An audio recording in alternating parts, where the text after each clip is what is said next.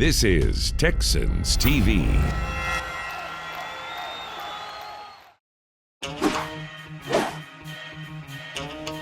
Not one, but two Texans are wired for sound, mic'd up on this edition of Texans 360. We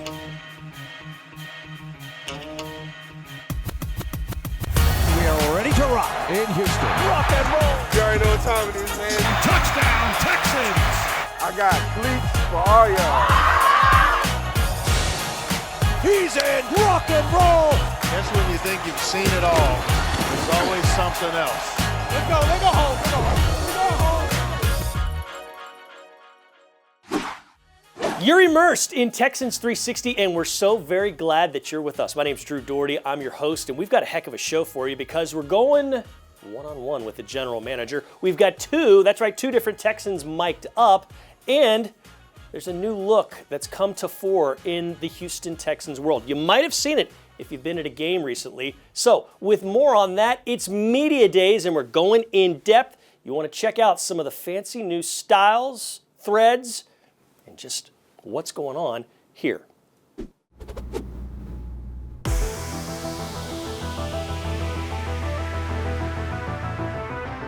I had this concept to combine stage tech with optically treated glass. I'd say about 7 years ago, I had a version on my coffee table that was pretty easy to make. This was a lot harder. To my surprise, it worked really well and no one had done it. So I figured I should be the one doing it. I'm an artist out of Brooklyn, and Rochambeau is my studio, and we build the Infinity Cube.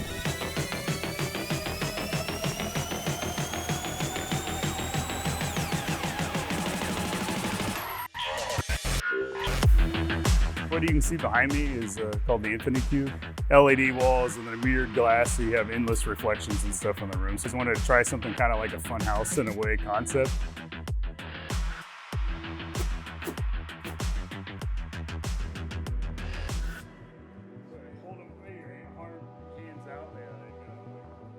I think that my primary professional concern across the board, whether it's game day, photo shoot day, I want to make the Houston Texans look as awesome as I possibly can. So media day for us as a team kind of come up with, okay, how do we make this year different? How does this look? When we were ideating for this photo shoot, I became very interested in the idea of visual maximalism. More is more.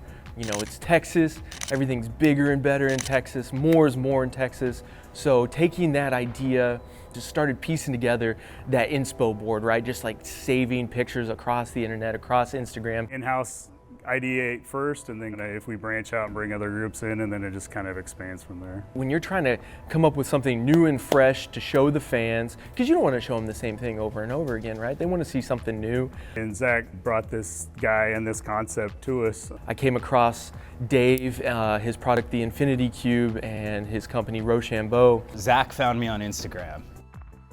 And stood out to me, and it was solving for my visual concerns at the time, right? It was creating a real-time, real space, practical effect in camera environment. Calendar clicked on, we stayed in touch, saw the opportunity, made it happen. And then from there, it becomes very collaborative. We originally reached out to them, and then another company we use, Triglass Productions, is really good at like telling a story on why would players get in this cube.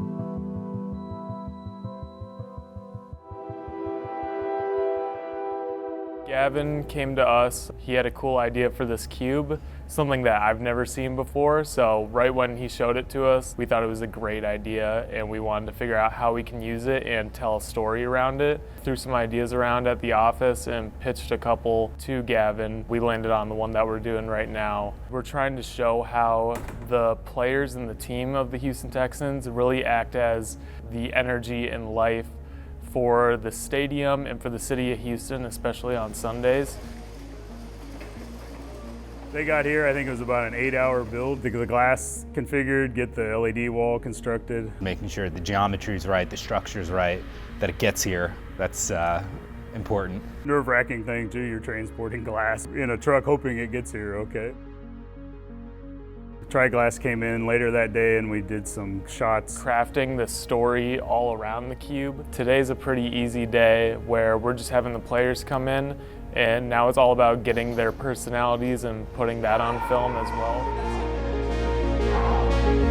Chris here is shooting it all, so he's gonna be doing all the heavy lifting today. I kind of just sit back and make sure that all goes smoothly. Time with the player is fairly limited each day, so we want to get as much inside the cube with the guys as we can. Almost a 30-hour week already, just Saturday and Sunday, just getting to today.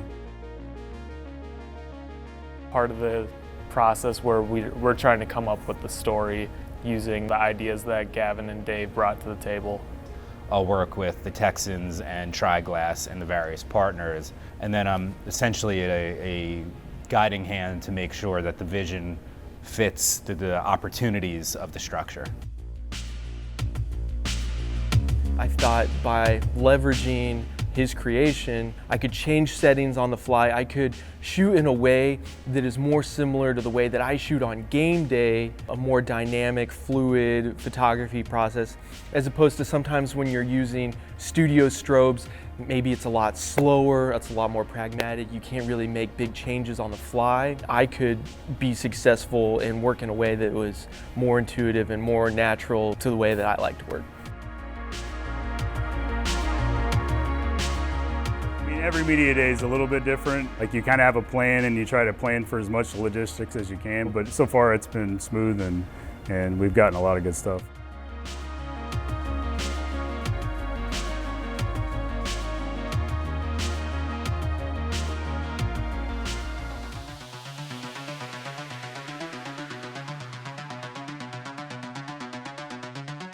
Seeing it come to life, seeing how we've lit this whole area, the amazing designs on the cube. They walk in the room and obviously it has a wow factor, and then that comes out in the player's performance. Hit your helmet a little. People get excited. It's not a green screen, it's not routine. They were great, show great energy. Where they move around to some of the different stations where they just might be standing in front of a green screen, or they might be doing just a sit down straight interview. They get here and they see the lights and they see the experience and they discover that when they walk inside, they can no longer see out, and all of a sudden the energy's there, and then half the work's done.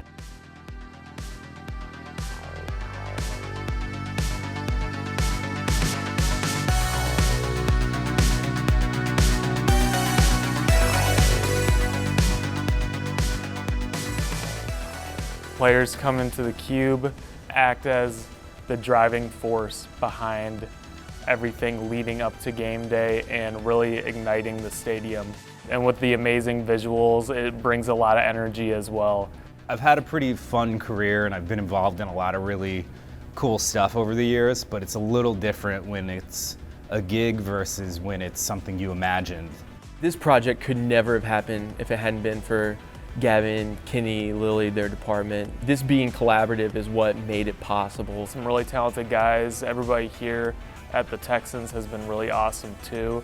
It's still fun because you never know when you start the idea process where it's going to end up, each year. And every year it ends up being, I think better than you almost expected it to be. The most rewarding part of my job is when I can be collaborative with my coworkers and friends. Sometimes if you're the only one taking the pictures and you're doing the whole thing by yourself, when you're done, you look up, you're kind of by yourself, and that's not as fun or rewarding. But when you're doing it with other departments and other people that you know, that's the fun of working in a creative group. This is sort of my pirate ship, get to take it to some really cool places. And right now we're in the bottom of NRG Stadium. Pretty wild when it's not just a job you found, but a thing you made and it's taken you to these places.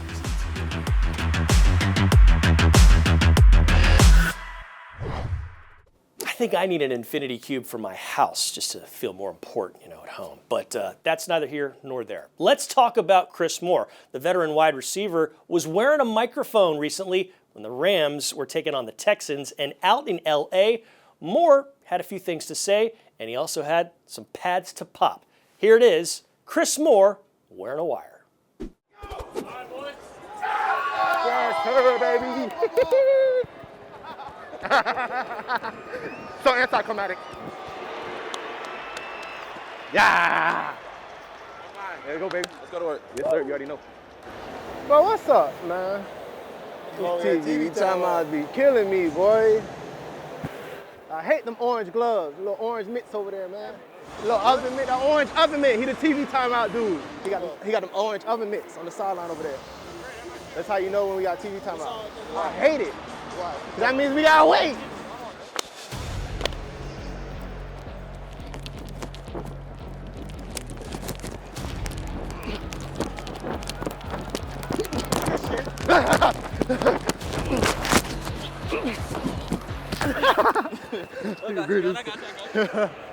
What does it say right? What's that right there?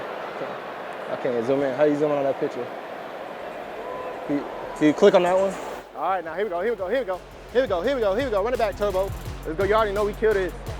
Let's go, baby. You already know what we doing 2 minutes. First down for the 18-yard line of LA. Mills in the gun, Burkhead to the backfield with him. Nico to the right side. Here's Mills taking the snap, throwing right side of the end zone, wants Collins. He's got it for the score! Up top! No, that's the catch! With the That's catch, the catch, right side of baby! the end zone. Yeah! For Houston. Let's go! What a drive! Boy! Good ball, baby. Let's go.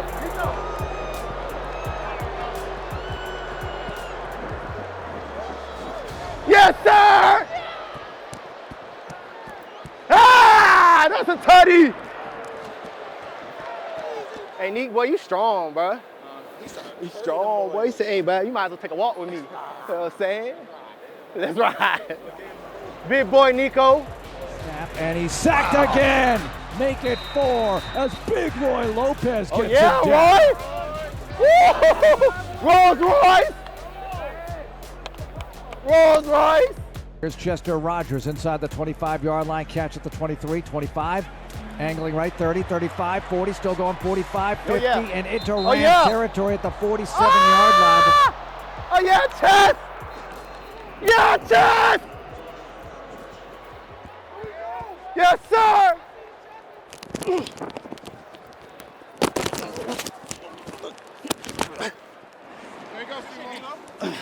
Damn, boy. Good tackle, boy. I gotta get like Jay Camp in the weight room more, bro. That's all it is.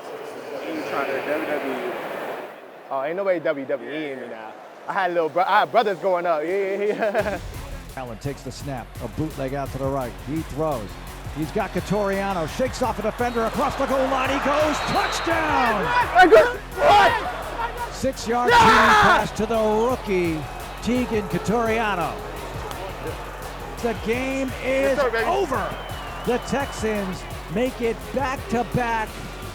Late game heroics, preseason context, if you will. They beat the Rams 24-20. Coming up, the backup QB goes one-on-one with DP. It's a deep slant with Kyle Allen.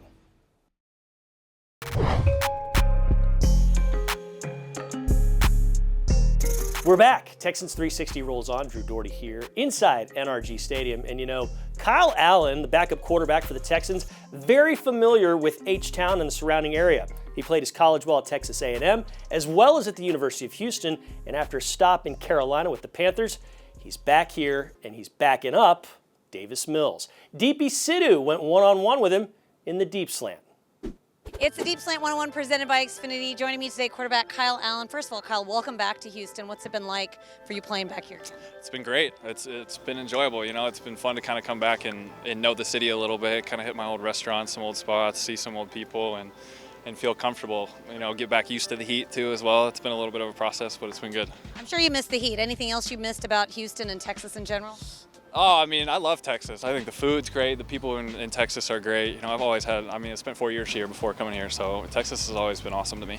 All right, so you got some time in the preseason. What was that like for you to get out there, get some reps under your belt, throw a touchdown on that drive, you know, knocking off the rust? How different is it to play in the preseason versus just being out here at camp? Oh, it's great. I've been itching to play in the preseason, and I was bummed to miss that first game. So that whole week I was kind of itching and ready to go. So it was really nice to get out there and have some success out there. It was good to get Teagan that touchdown, and just good to see the offense kind of move with all three guys in there too.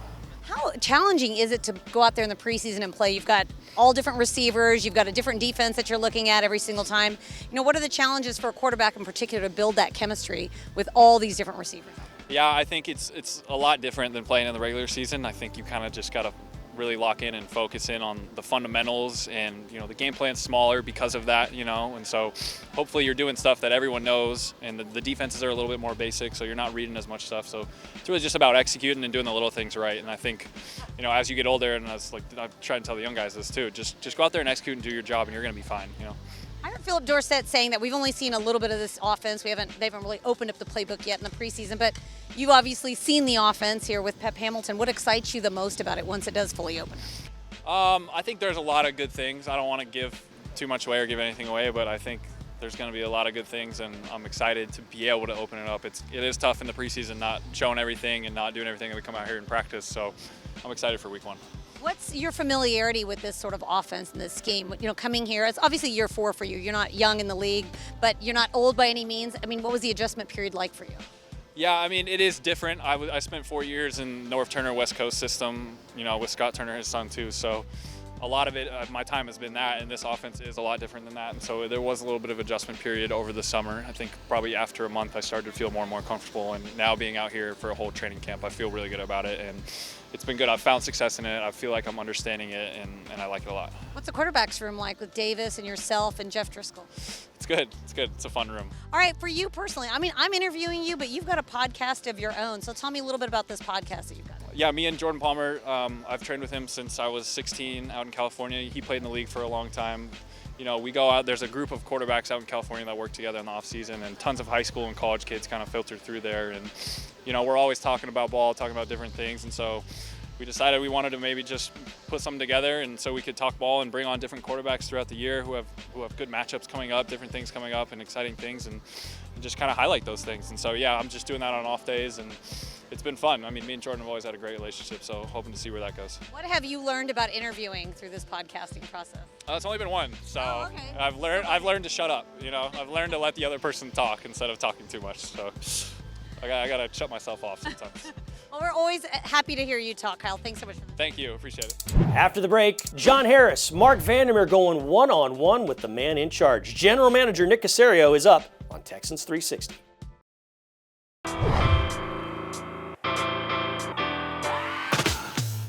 From the Ford Studios, this is Texans 360. Drew Dougherty, your host. And as we continue with the show, General Manager Nick Caserio talks a little bit about constructing the roster. It's an ongoing process, 365 days a year, and it gets a little bit more complicated in the month of August. He recently went one-on-one, or really one-on-two, with Mark Vandermeer and John Harris of Texans Radio, and those three had a nice conversation. Right now on Texans Radio, we have Texans General Manager Nick Caserio. Nick, how are you doing? Good, fellas. Good to see you. Maybe not as important, Nick, for veterans to get preseason time, but in a rookie situation like Kenya, how important is it for him to just get reps in an NFL game, in an NFL situation? Yeah, the timing and execution is the most important thing in real live game situation. We can do as much as possible and try to simulate the best of our ability in practice. Anytime you have the opportunity to play when you've missed a period of time, whether it's a younger player, even a veteran player, even if you have some level of experience, if you've missed a window of time, it's definitely beneficial, advantageous, where you have the opportunity to play real live reps against an opposition. People ask me, how long does it take to tell if a rookie is getting it or is going to be a good player, if they're going to pan out? It's got to vary from player to player, right? Some guys take a little longer. And what can you tell at this time of year based on what you've seen so far? Maybe not even necessarily with the Texans rookies, but around the league. No, very much so. And I'd say you've seen a lot of young players play throughout the league on other teams. So the benefit that they've had is they've had the opportunity to get on the field against NFL competition. And that's important, and every player is going to go through development at a different stage. Some are going to be more ready to play than others. Some may be ready to play a little bit later. So you try not to put a timetable on it, and hopefully it's very organic in terms of their development, and you just try to make a good decision about when you think a player might be able to help you and contribute. And if he's not ready, it doesn't mean that you're dissuaded by anything that he's done. It's just we maybe have other players at that position who are more ready, but at some point that may change. And I think the most important thing for that player is to continue on the path of improvement, of consistency, and just continually getting better on a day-to-day basis. How does it kind of make it for week one to see a division opponent, somebody you do know pretty well? Yeah, no, it's a great question. I think the big thing is you just sort of reorient yourself with the team and their personnel. They have have new players. Like, we know them, they know us. Schematically, offensively, there's not going to be too much changes on the Colts side. Yep. Defensively, with Coach Bradley coming in, they may do some things. So really, it's just familiarizing yourself with the new players and with their personnel and how they're going to use them. Nick, thanks a lot for joining us. Thanks, guys. In just a few minutes, Obo is wearing a wire. Miking up, defensive lineman Obo Okoronkwo next on Texans 360.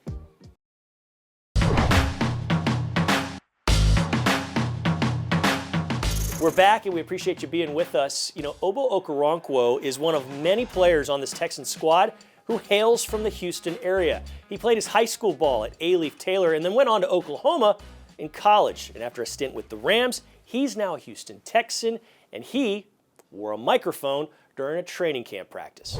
Okay. Might get the three today? Hey, man. I'll take a splash. Hey, look, I got my thumbs taped. You see what type of practice I'm trying to have?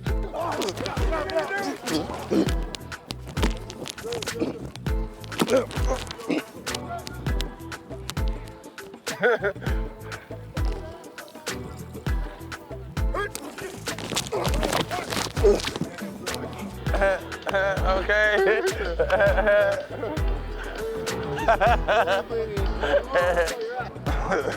Turn me up, JG. I'm on demon time. And if you don't know what I mean, I'm gonna have to show you.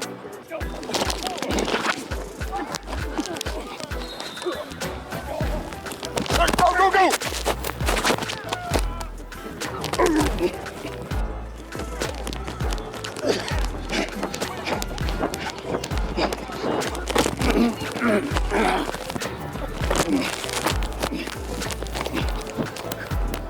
Shout out A-Leaf. Oh yeah? Oh yeah, Southwest A-Leaf, Texas, you know what I'm saying? Just like that, we grind. Everybody should be tired right now, like we are. Finish on three. Touch your teammate. Touch your teammate, touch your teammate. 1, 2, 3. Finish. And the book is now closed on the Texans 2022 preseason. So we're just 2 weeks away from the start of it all right here at NRG Stadium, Sunday, September 11th against the Indianapolis Colts. Get your tickets by going to HoustonTexans.com/tickets and let your fingers do the walking. We want to see your smiling face and your loud voice at the stadium when the Texans take on that AFC South rival. For the good guys and gals that put this show together, my name's Drew Dougherty. We can't wait to do this again with you next week. Till then, so long.